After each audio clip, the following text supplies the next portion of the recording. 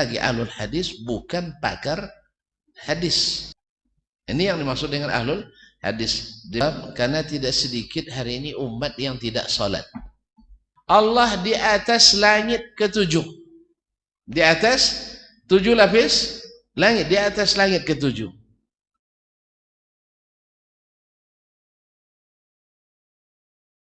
Bismillah.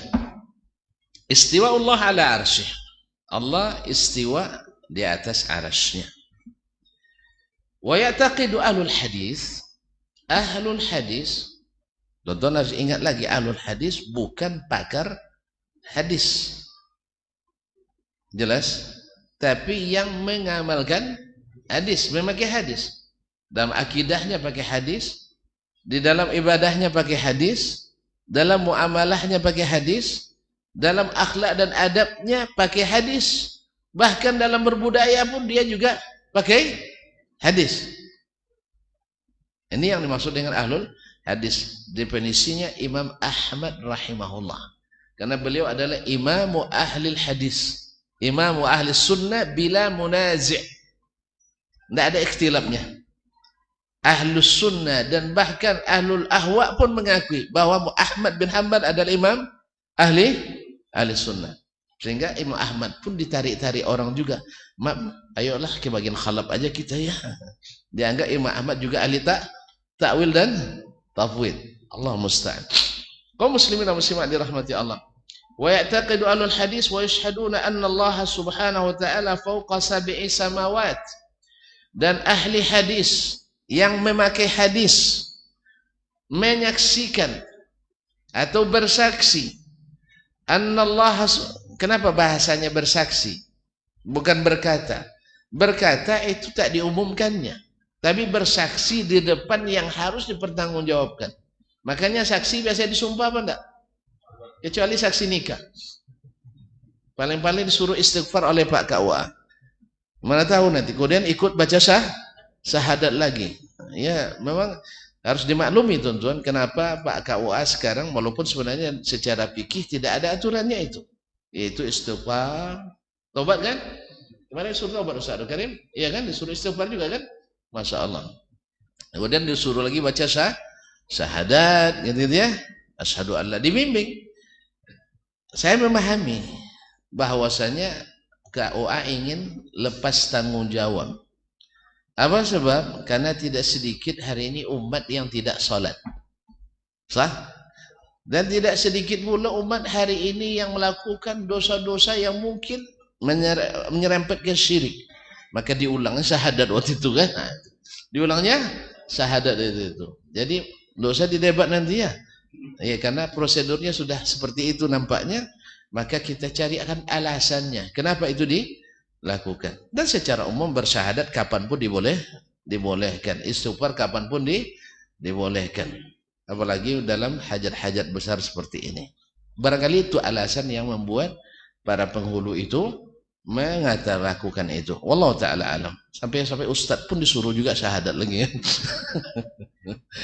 Allah musta'an. Kaum muslimin dan muslimat. Jadi yashhadun, bersaksi. Karena ini harus disyahadatkan, harus dibuktikan, harus diikrarkan bahwasanya mereka beriman, mereka bersaksi Allah Subhanahu wa taala fawqa sab'i samawat. Allah di atas langit ketujuh. Di atas 7 lapis langit, di atas langit ketujuh. Dan ini dalilnya nanti banyak. Ya, kata Ibnu Qayyim tidak kurang dari 2000 dalil. Ya, baik secara nas maupun secara mafhum daripada Al-Qur'an dan hadis Nabi alaihi salatu wassalam. Bahkan ya, dalam ucapan sehari-hari pun kita selalu menyebutnya di atas. Orang-orang yang tak mengakui Allah di atas pun bila nunjuknya juga ke atas. Nengadahnya ke Allah juga ke atas. Cuman entahlah, Allah musta'an ya. Ya, kadang-kadang ya Allah kan ke atas juga. Tidak ada yang muter-muter. Kemana ya Allah? Tidak ada. Itu bukti fitrah itu masih oke sebenarnya. Cuman akal yang sudah mulai nah, itu yang bilang rusak saya. Saya bilang terkontaminasi. Biar canggih bahasa dikit. Terkontaminasi. Ya kalau bilang rusak nanti parah tuh Ustaz. Dia bilang terkontaminasi. Fawqa sab'i samawat ala arsyih, di atas arasy-Nya. Kama nataqa bihi kitabuhu, sebagaimana Al-Qur'an sendiri yang mengatakan. Nataqa, berucap. Seperti yang diucapkan oleh Al-Qur'an sendiri. Al-Quran dari siapa? Dari Allah. Berarti yang mengucapkan siapa? Ya Allah sendiri yang mengatakan tentang dirinya. Tentang dirinya. Dan bukan dalam satu ayat. Andainya makna yang dimaksud itu bukan istawa, kenapa Allah tidak dalam sebagian ayat menafsirkan dengan makna yang istaula? Misalnya di surat ini, di As-Sajdah, misalnya Ar-Rahman al-Istawa dalam surat Taha misalnya, di surat lain nanti dengan istaula. Jelas? Atau dengan makna yang lain? Tidak. Semuanya makna istawa, thumma istawa, astawa, dan sebagainya. Berarti makna itu yang dimaksud. Fi kitabi fi qawlihi azza wa jal fi surati Yunus, dalam surat Yunus, inna rabbakumullahu alladhi khalaqas samawati wal arda fi sittati ayyam thumma istawa 'alal 'arsy. Sesungguhnya Rabbmu lah. Ya, dalam surat Yunus tadi ayat berapa? Ayat 3 ya. Inna rabbakumullahu alladhi khalaqas samawati wal arda. Sesungguhnya Rabbmu ya yang telah menciptakan langit dan bumi. Langit kan banyak ya. Dan bumi. Fi sittati ayyam, dalam 6 hari. Thumma istawa 'alal 'arsy. Kemudian istiwa di atas arasy.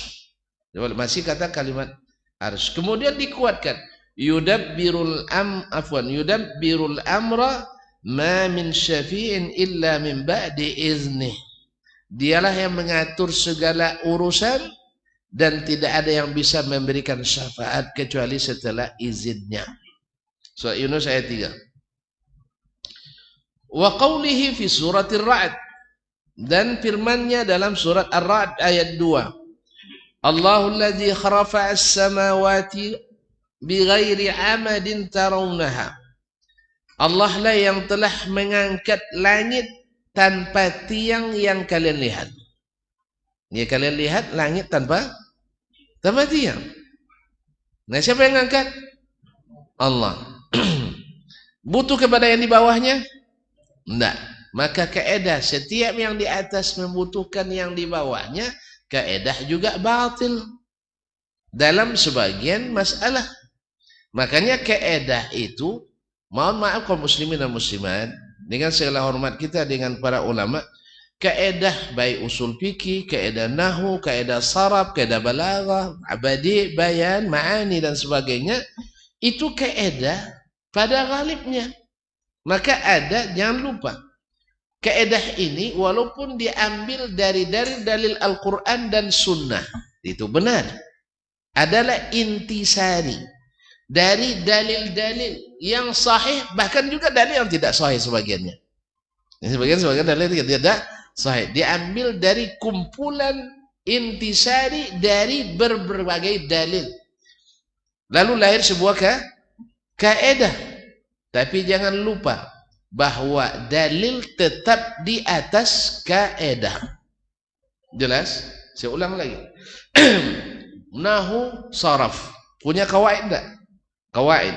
Dan maklum bagi yang belajar qawaidul lughatil arabiyyah bahwa tidak semua kaedah itu bahwa tidak semua bahasa tunduk pada satu kaedah.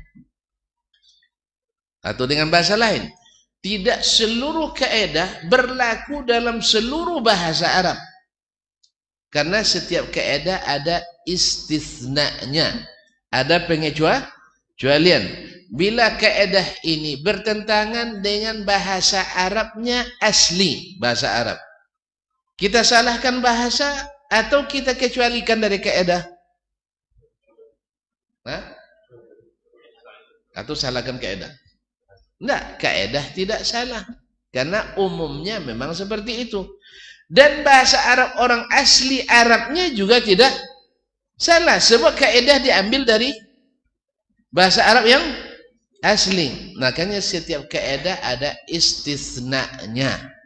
Jelas?